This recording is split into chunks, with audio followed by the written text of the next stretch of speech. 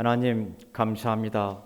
온 인류의 죄를 씻으시고 하나님의 뜻을 이루려고 십자가에 죽으시면서까지 순종하신 예수님 감사합니다.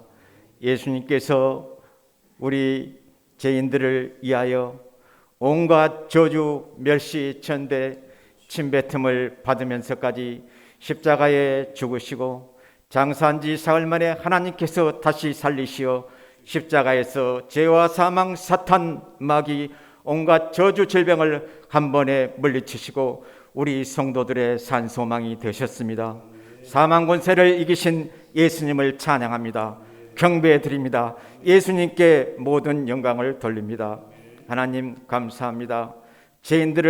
우리 죄인들을 위하여 온갖 고난의 잔을 홀로 마신 예수님, 얼마나 고통스러웠고 얼마나 힘이 드셨겠습니까?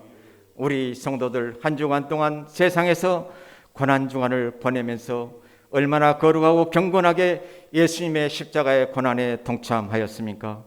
예수님의 고난과 관계없이 육신의 즐거움과 세상의 즐거움에 빠져 제 종으로 살지는 않았습니까?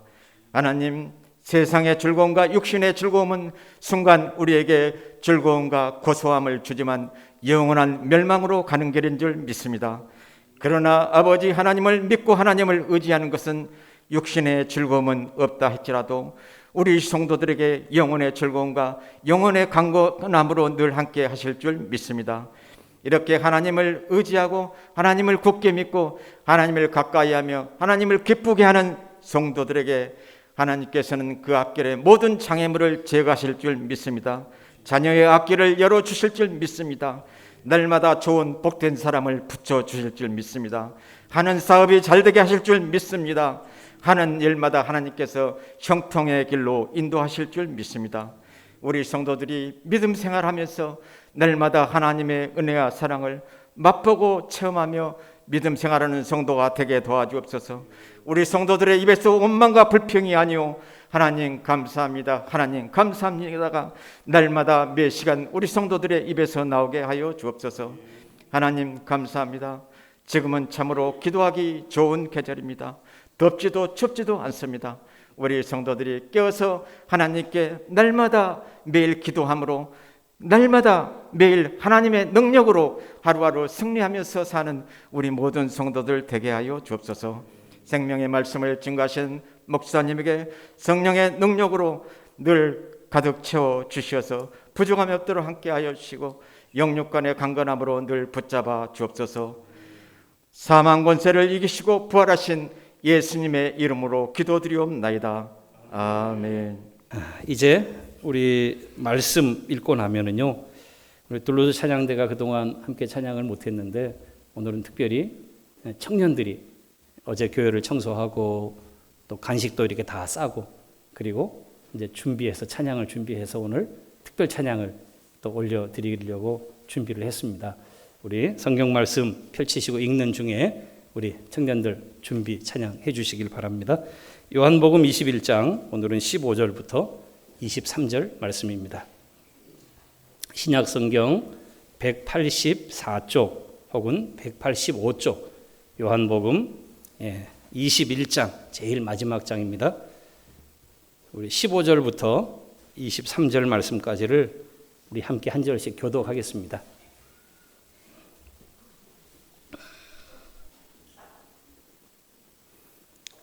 청년들은 앞에 말씀 본문이 띄워져 있습니다.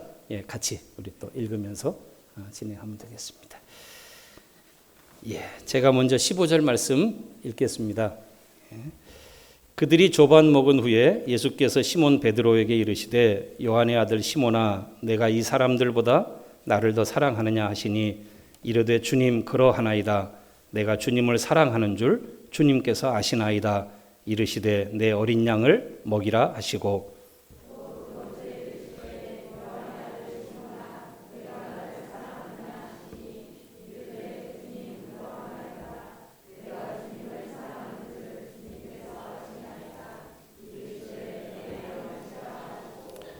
세 번째 이르시되 요한의 아들 시몬아 내가 나를 사랑하느냐 하시니 주께서 세 번째 내가 나를 사랑하느냐 하심으로 베드로가 근심하여 이르되 주님 모든 것을 아시오매 내가 주님을 사랑하는 줄을 주님께서 아시나이다. 예수께서 이르시되 내 양을 먹이라.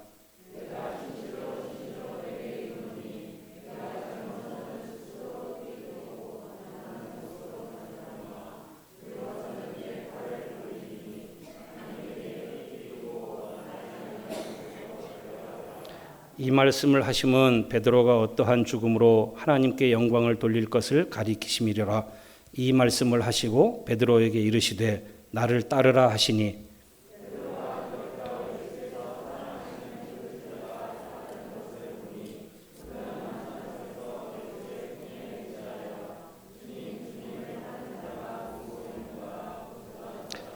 이에 베드로가 그를 보고 예수께 여짜오되 주님 이 사람은 어떻게 되겠사옵나이까?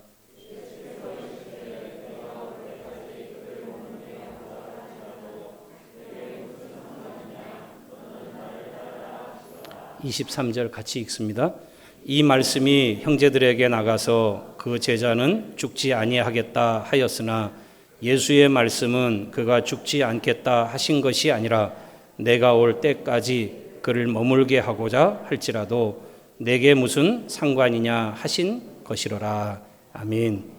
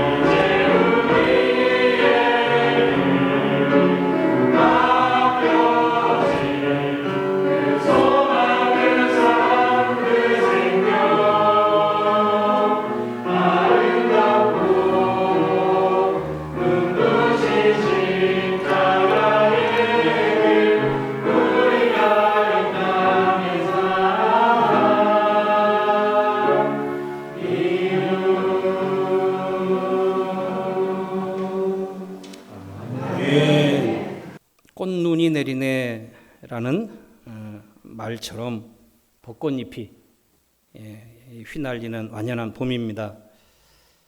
우리 아까 보니까 찬양팀의 한 멤버는 벌써 반팔이 나왔더라고요. 봄이 확 하고 초여름이 확 하고 가깝게 온 듯한 그런 시기입니다. 어제부터는 봄비가 대지를 촉촉이 적셔서 4월의 첫 주일을 새로운 마음으로 또 차분하게 맞이하게 또 우리를 인도해 주셨습니다.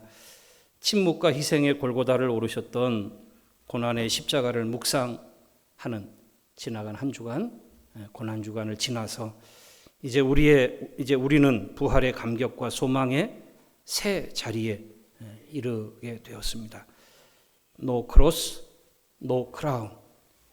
십자가 없이는 영광도 없다.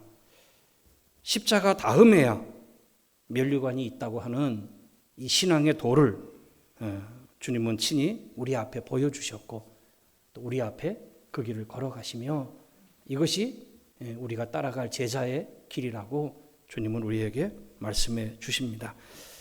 오늘은 우리 교회 특별히 아들, 딸들이 이 부활주일의 특별 찬양으로 하나님께 영광을 드리게 된 것을 감사합니다. 갑작스럽게 또 맡겨진 일이었지만 그 순종의 좋은 마음으로 또 그렇게 모여서 준비하고 해서 오늘 또 하나님 앞에 영광을 드렸습니다. 우리도 나를 위해 고난당하시고 또 나를 위해 부활하신 예수님을 오늘 하루만이라도 우리가 좀 더 많이 좀 더 크게 우리가 높이고 찬송할 수 있게 되기를 소망합니다. 한번 따라서 해보시겠습니까? 예수 부활 내 부활. 그거는 고난주간의 목소리시고요. 그 다음에 이번에는 부활주일 목소리로 한번 해보시기 바랍니다. 예수 고난 내 고난. 네, 이제 천국에 입성하셨습니다. 네, 천국에 입성하신 목소리로 한번 해보시기 바랍니다. 예수 구원 내 구원. 아이고, 별로 천국의 기쁨이 감격이 목소리에 안 배어 있는 것 같아요. 네. 부활은 우리의 이해를 또는 우리의 설명을 필요로 하는 영역이 아닙니다. 오히려 그것은 신앙과 믿음과 관계한 영역이라고 말할 수 있습니다. 믿느냐의 문제가 부활에 관한 문제지 부활을 이해하느냐, 부활을 설명할 수 있느냐, 부활이 이게 상상이 되느냐 이런 이야기하고는 관련이 없다는 것입니다. 우리는 이렇게 말합니다. 믿음은 강요하면 안 됩니다. 그렇습니다. 맞습니다. 믿음은 위로부터 주셔야 하는 것이고 또 믿어져야 할 수 있는 게 우리의 신앙생활입니다. 특히 죽음에서의 부활은 더욱 그렇습니다. 우리의 머리로 이게 믿어집니까? 절대로 믿어지지 않는 것입니다. 이해되어지지 않는 것입니다. 믿어지지 않는데 어쩌라는 것입니까? 이렇게 항변할 것입니다. 예수님의 제자 중에도 이렇게 말하는 사람이 있었습니다. 그는 디두모라고 하는 도마였는데요. 다른 제자들이 부활하신 주님을 만났다고 그에게 말을 전해줬습니다. 하지만 그는 도무지 믿을 수가 없었습니다. 이해가 되지 않습니다. 어떻게 며칠 전에 십자가에서 죽은 주님이 다시 살아난다는 말인가? 분명히 우리 앞에 죽어서 무덤에 장사까지 치렀는데 나는 그 손에 못자국에 내 손가락 넣어보고 옆구리에 내 손 넣어보지 않고서는 나는 결코 믿지 않겠노라. 이렇게 말하는 사람이 바로 이 도마였습니다. 예수님은 이런 도마를 그냥 내버려 두지 않으십니다. 알아서 때가 되면 이놈도 믿겠거니 그러다가 안 믿으면 뭐 어쩔 수 없지 뭐. 주님이 그렇게 생각하시지 않았어요. 오히려 8일이 지난 어느 날 도마가 제자들과 함께 있을 때 부활하신 주님이 그곳에 찾아오십니다. 그리고 도마에게 손을 내미시면서 도마에게 옆구리를 내어 보이시면서 손가락을 넣어보고 네 손 넣어봐라라고 말씀하시는 거예요. 도마가 의심하고 믿지 못하는 것을 주님이 알고 계시는 것이고 도마가 지금 내가 손가락 넣어보고 손 넣어보지 않고는 나는 못 믿겠다고 한 이 이야기를 주님은 들으신 것입니다. 그리고 그 믿음 없는 도마에게 찾아오셔서 친히 손가락과 옆구리를 그에게 내어 보이시는 우리 주님을 보게 됩니다. 그러고 나서 주님이 그 도마에게 이렇게 말씀하시지요. 믿음 없는 자가 되지 말고 믿는 자가 되라. 뭐라고 얘기했다고요? 다 정신을 차리고 지금 잘 듣고 있는 거죠. 결정적일 때 이렇게 가버리시면 안 돼요. 다른 거는 못 들어도 되는데 이 결정적일 때는 들으셔야 되는 거예요. 한번 따라합니다. 믿음 없는 자가 되지 말고 옆에 분 보시면서 믿는 자가 됩시다.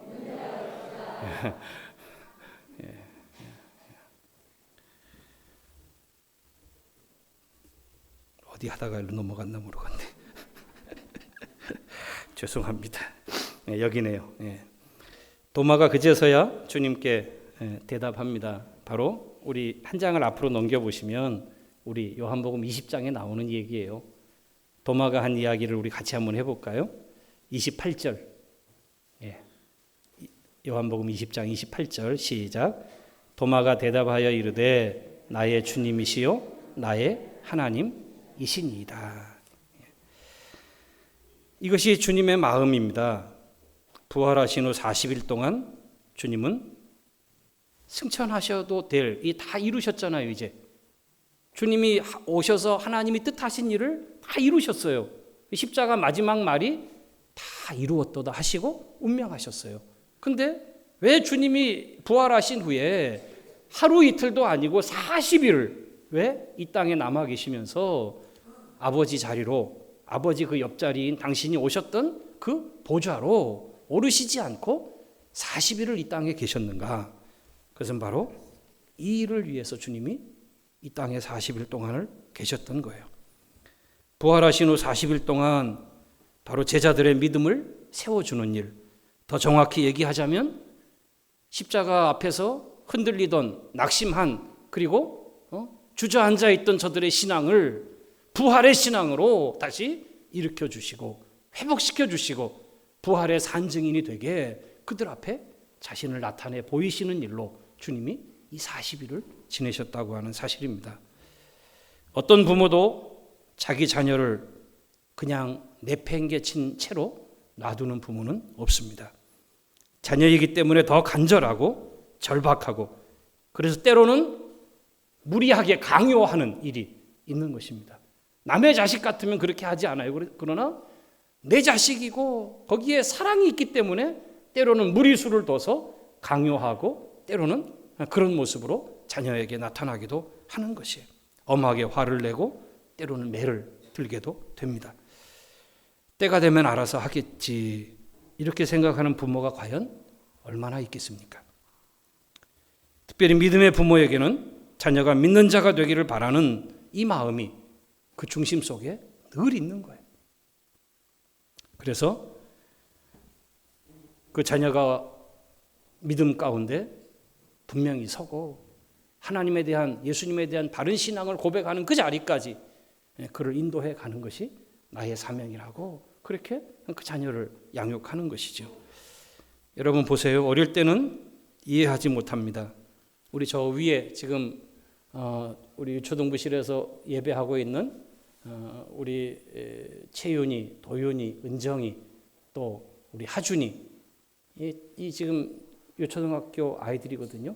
이제 1학년, 뭐 4학년, 3학년 이렇게 된 아이들인데, 이 아이들이 뭘 알겠어요? 지금은 때로는 막 움직이고 싶은데도 예배 자리에 나와서 부모 옆에 앉아 있으면 제약이 있죠. 마음대로 놀지 못합니다. 마음대로 하고 싶은 건 못합니다. 그런데도 꼼짝없이 붙잡혀서 주일이면 와가지고 예배 사역을, 예배 노동을 지금 하고 있는 것일 수 있어요.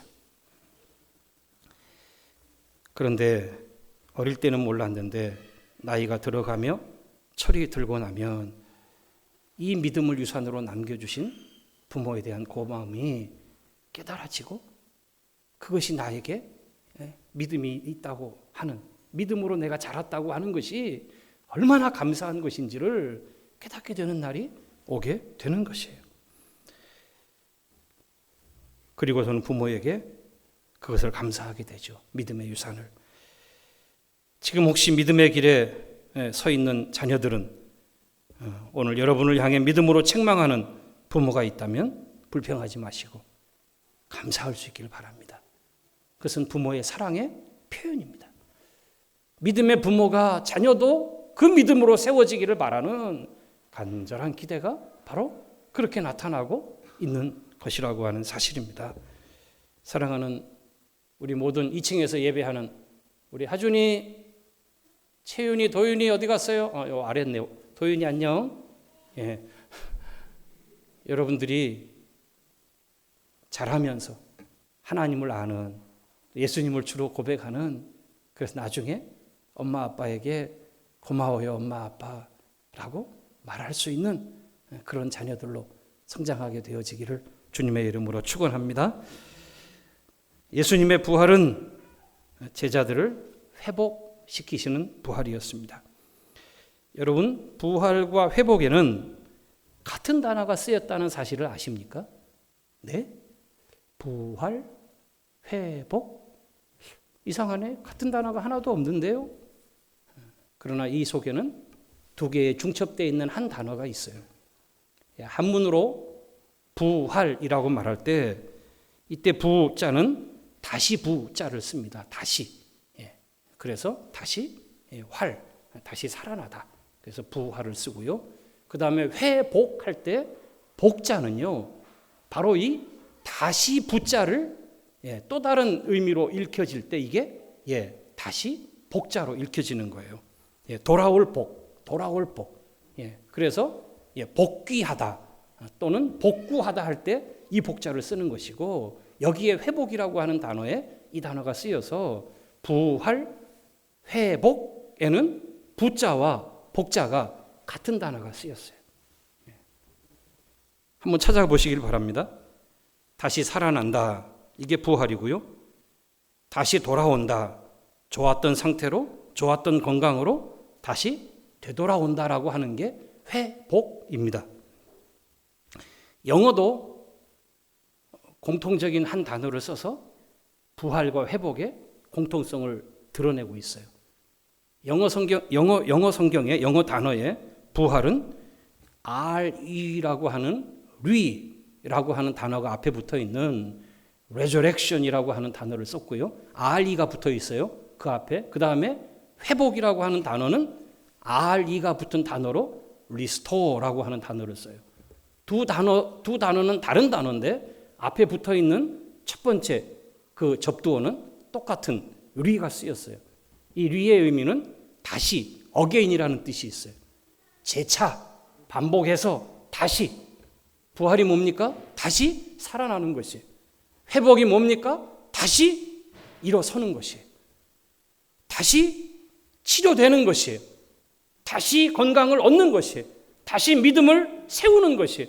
이걸 회복이라고 말하는 것이에요. 한문이나 영어나 모두 다 다시라는 의미가 들어있고, 그래서 이 부활의 신앙은 사실은 회복의 신앙이에요. 부활하신 주님이 지금 제자들을 찾아가시면서 제자들을 만나시는 결정적인 이유가 뭔가? 그들의 믿음을 회복시키시는 거예요. 그들의 믿음을 다시 살아나게 하시기 위한 그 절차를 지금 하시고 계시는 거예요. 그래서 부활신앙은 회복의 신앙이라고 말하게 되어집니다. 부활 후 40일 동안 예수님은 승천하시지 않고 이 땅에 남아 계십니다. 아까도 말씀드렸죠? 뭐 하셨다고요? 제자들의 믿음을 회복시키시는 일을 하셨어요. 예수님 다른 일 안 했어요. 40일 동안 다 제자들을 만나시는 일만 성경에 기록해 놓고 있어요. 제자들을 만나고 또 만나고 또 만나고. 오늘 우리가 읽은 본문은 예수님이 세 번째로 제자들 앞에 나타나신 장면이에요. 다른 거 안 했어요. 제자들을 계속해서 만나시면서 부활하신 당신을 보여주시고 그들에게 부활의 신앙을 말씀해 주시고, 너희가 전해야 할 복음의 메시지가 뭐냐? 십자가 신앙이고 부활 신앙이다. 그것을 그들에게 지금 전해주며 그들의 믿음을 세워가시고 계시는 것이에요. 도마를 부활 신앙으로 회복시키셨던 주님, 엠마오로 가던 두 제자도 실망과 낙심이 가득 차서 그 길로 가고 있었습니다. 예수님의 부활의 소식을 그들도 들었어요. 하지만 그들 역시 도마와 같이 믿지 않았습니다. 어느 여자가 무덤에 갔다가 예수님을 보지 못했다, 이런 소리도 전해 들었다고 하고요. 또 친히 제자 중에 한 사람은 부활하신 주님을 만났다고 하는 소리까지 하더라 하고 자기들의 대화 가운데 그 얘기를 나누어요. 그러니까 이미 그들도 그 사실을 들었다고 하는 것이에요. 하지만 그들의 마음은 실망과 낙심으로 가득 차 있습니다. 부활의 소식을 들었지만 믿지 않고 있었던 것입니다. 그런 두 사람에게 부활하신 주님이 찾아가십니다. 그리고 말씀을 풀어서 그들에게 하나씩 둘씩 가르치시고, 그때 성령께서 그들의 눈을 열어 그들의 옆에 지금 걷고 있는 그분이 부활하신 예수님이라는 사실을 깨닫게 하십니다. 처음에는 몰랐어요. 처음에는 누군지 알지 못했어요. 그런데 그들의 눈이 열리자 성령께서 그들의 눈을 열어 이분이 바로 주님이시구나 하는 사실을 그제서야 깨닫게 돼요. 그리고 나서 그들은 다시 마음이 뜨거워졌고, 두 사람은 시골길로 가던 그들의 걸음을 돌아섭니다. 그때 쓰는 단어가 리턴 했다 그래요. 리턴, 돌아서는 거예요. 실망하고 낙심하여 자신들의 길을 가던 두 제자가 부활하신 주님을 만난 후에 그들이 다시 리턴해요. 돌아서요. 어디로 갑니까? 다시 예루살렘으로 가요. 그리고 제자들 11 사도가 있는 곳에 가서 우리가 부활하신 주님을 만났습니다. 그분이 우리 옆에서 친히 말씀을 깨우쳐 주셨고 우리와 함께 음식을 먹으시며 우리와 함께 길을 걸으셨습니다 하면서 부활하신 주님을 증거해요.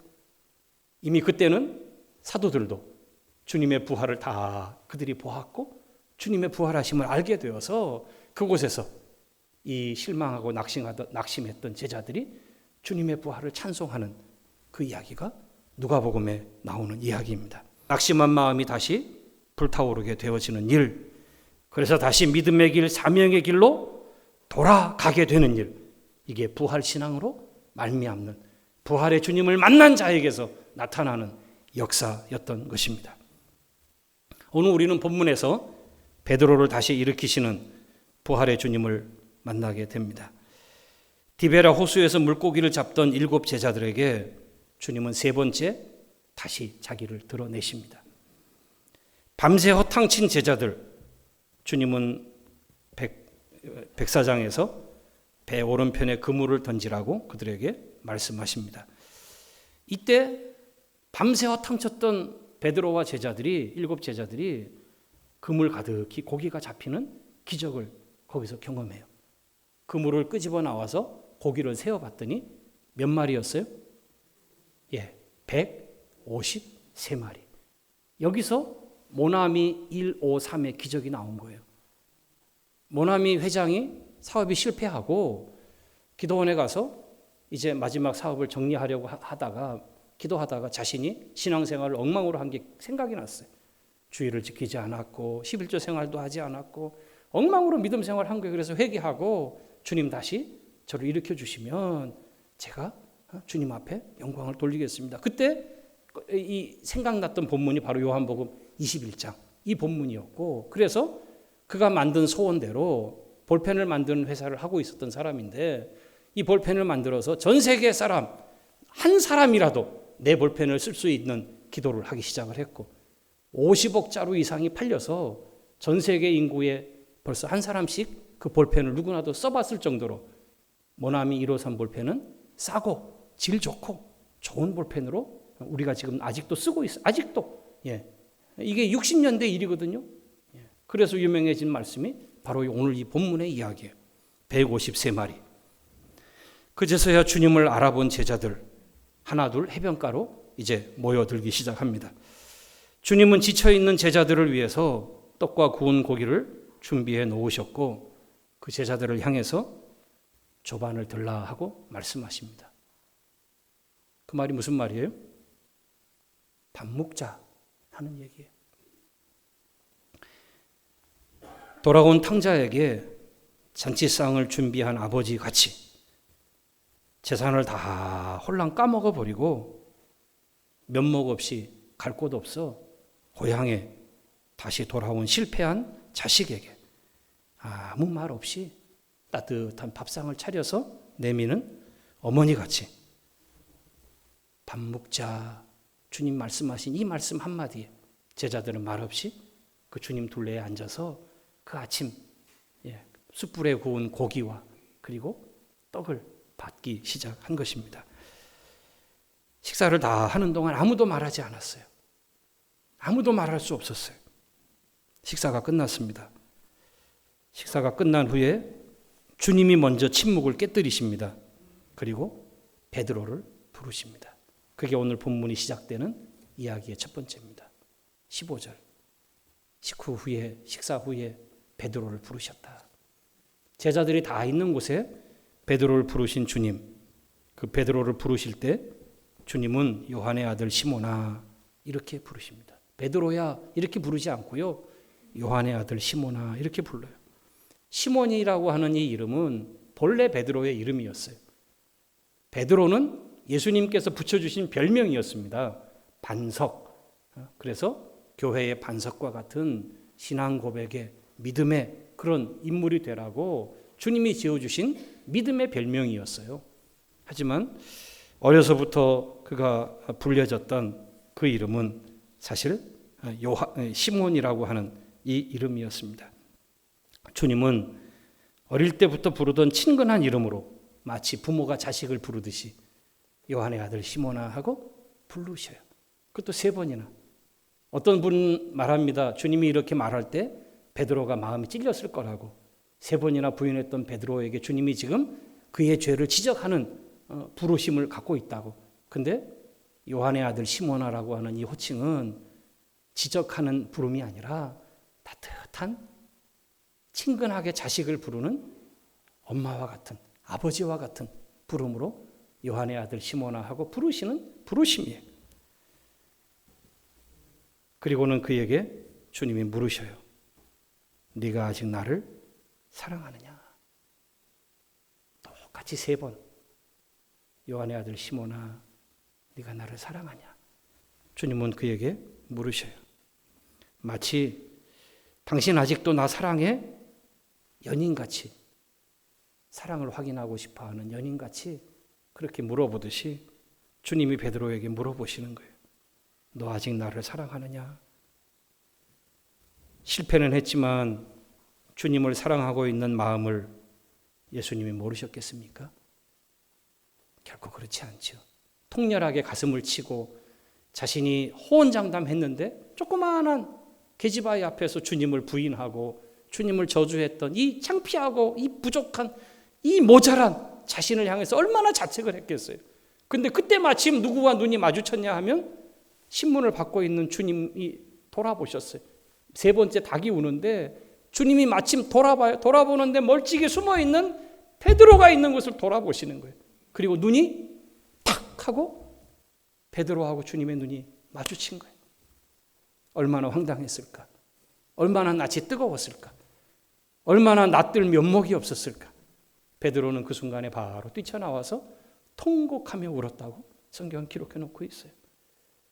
그의 눈물은 회개의 눈물이었고 그의 눈물은 주님 앞에 면목 없는 자신의 이 부질없는 이 허황된 자신의 그 말과 거기에 따라가지 못하는 자신의 삶에 대한 뉘우침의 눈물이었습니다. 베드로가 주님을 사랑하는 마음, 베드로가 주님을 따라갈 때 제일 앞에서 뜨겁게 주님을 따라가며 주님 앞에 가졌던 그 마음, 주님은 그 중심을 다 알고 계셨던 것입니다. 그래서 그에게 묻는 것이에요. 너 나를 사랑하느냐? 여러분, 오늘 우리가 주님을 사랑하는 이 사랑의 마음을 주님이 모르시지 않습니다. 덜렁대고 성질이 급하고 실수도 많이 하고 그래서 우리가 이런저런 넘어짐도 많지만 그러나 중심에 주님을 사랑하는 마음이 있다면 기질이 어떻고 성질이 저렇고 이렇고 이런 소리를 들을지라도 그 중심에 주님 사랑하는 마음만 있다면 주님은 오늘도 우리의 마음을 아시고 너 나 아직 사랑하지? 라고 우리를 받아주시는 줄을 믿습니다. 우리의 환경이 이렇든 저렇든 사람들은 이렇네 저렇네라고 말할지 몰라도 그러나 내 마음의 중심이 변함없이 주님 사랑하는 마음을 가지고 있으면 주님이 그 중심을 알아주시는 줄을 믿습니다. 우리의 중심을 다 아시는 분이 바로 주님이시기 때문입니다. 주님 사랑하는 마음만 변치 않는다면 주님은 다시 일으켜 회복시켜 주시는 것입니다. 부활하신 주님 베드로를 향해서 3번이나 이 사랑을 물으시는 이 질문 속에는 이제 그 실패의 자리에서, 자책의 자리에서 이제는 나 같은 놈이, 나는 제자라고 할 수도 없어, 나는 주님 따라갈 자격도 없어, 자신을 향해서 이렇게 말하지 않았겠어요? 이렇게 자신의 믿음을 이제는 마치 믿음이 없는 것처럼 주저앉고 실패 가운데 있었지 않겠어요? 그러나 주님은 이 실패를 딛고 그가 다시 일어서기를 바라시는 마음으로 이 사랑의 고백을 주님은 듣기를 원하셨고 3번에 걸쳐서 그에게 그 디딤돌을 놓아주고 계시는 것입니다. 다시 무리를 걷던 믿음의 때로 베드로가 돌아오기를 바라고 계시는 것입니다.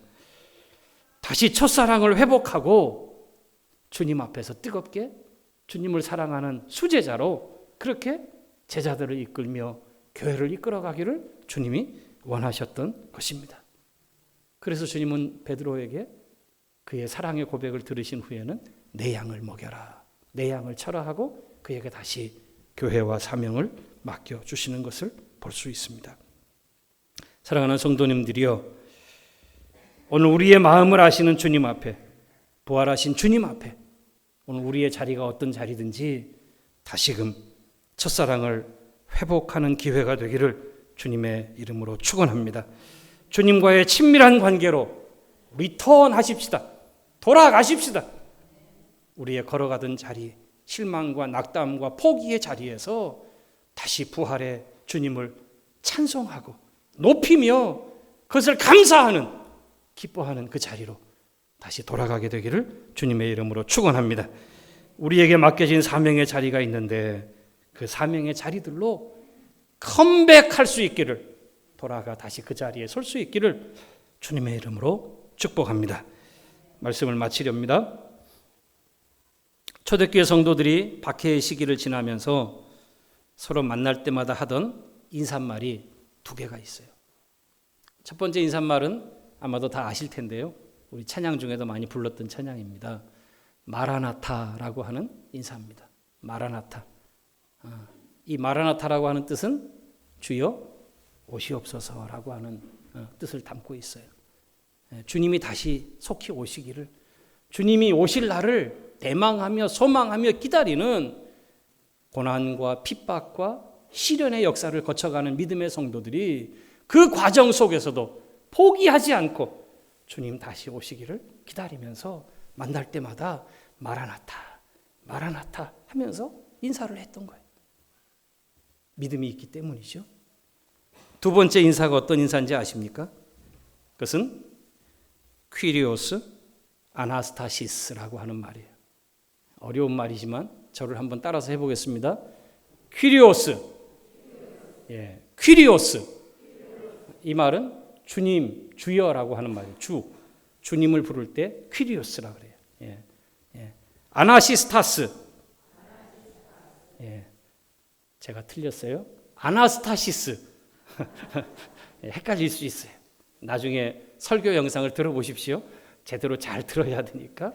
아나스타시스, 이 말은 부활하셨습니다 라는 뜻이에요. 무슨 말이에요? 주님 부활하셨습니다. 낭망 중에, 핍박 중에, 절망 중에 있던 믿음의 공동체가 그 속에서도 믿음을 포기하지 않고 다시 만날 때마다 그들이 했던 인사, 퀴리오스 아나스타시스, 주님 부활하셨습니다. 소망으로 다시 일으켜주는, 다시 믿음을 회복시켜주는 주님의 부활로 인사를 나누면서 그들이 그 핍박의 시기에도 믿음을 잃지 않고 믿음을 지켜갈 수 있었다고 하는 사실입니다. 부활하셨던 주님을 만난 자들, 그들은 모두 세상의 길, 자기의 길에서 돌아섰습니다. 담메색으로 가던 사도 바울, 부활하신 주님을 만나서 그의 인생길이 리턴했습니다. 돌아섰습니다. 그리고 부활하신 주님을 전하는 사명의 길을 걸어가게 되었습니다. 주님을 따르는 사명의 길, 오늘 코로나19로 온 세상이 힘든 시대를 살아가고 있습니다. 교회도 마찬가지예요. 제가 믿음 생활을 시작한 이래 98년 제가 그 어간에 고등학교 때부터 믿음 생활을 시작했는데요. 아니죠. 77년, 78년이죠. 그때부터 제가 믿음 생활을 시작한 이후부터 교회 생활을 해온 지 지금이 사실은 교회적으로는 가장 교회가 힘든 시기예요. 이렇게 많은 반대, 이렇게 많은 조롱, 이렇게 많은 박해를 받은 때가 없었어요. 제 기억으로 지금까지. 어려운 때입니다. 힘든 때입니다. 누가 교회 나가는 자들을 대단하게 보지도 않아요. 목사를 누가 목사로 존경하지도 않는 시대 속에 있어요. 오히려 비난하고 손가락질하고 오히려 욕을 먹는 시대를 우리가 살아가고 있습니다. 오늘 이 시대 속에 우리는 2021년 오늘 이 부활주의를 만난 것입니다. 그리고 부활하신 주님이 그 믿음이 약해지고 실패하고 낙심하고 주저앉아 있던 성도들을, 제자들을 만나시면서 그들을 다시 회복시켜 주시기로 하셨던 것처럼 저는 오늘 이 부활주의를 통해서 이렇게 기도합니다. 2021년 부활의 신앙이 다시 우리를 회복시켜 주시기를, 교회와 믿음의 가정들을 다시 뜨겁게 다시 일으켜 주시기를, 이 땅의 교회들이 다시 주님 사랑하는 첫사랑으로 부흥케 되어지고 그들 가운데 세상의 빛과 소금이 되는 이런 선교와 구원의 사명을 감당할 수 있게 되기를 기도하며 소망하는 것입니다. 사랑하는 대동의 성도님들이여, 오늘 함께 찬양하며 또 이 부활주의를 준비한 사랑하는 우리 아들, 딸들, 다음 세대의 주의 백성들이여, 예수님 부활하셨습니다. 예수님 부활하셨습니다. 우리 모두가 십자가 신앙과 부활 신앙으로 다시 일어나서 회복해서 이제는 주님의 맡겨진 사명을 따라서 다시 걸어갈 수 있는 그런 우리 공동체, 우리의 믿음과 신앙이 될 수 있기를 주님의 이름으로 축원합니다.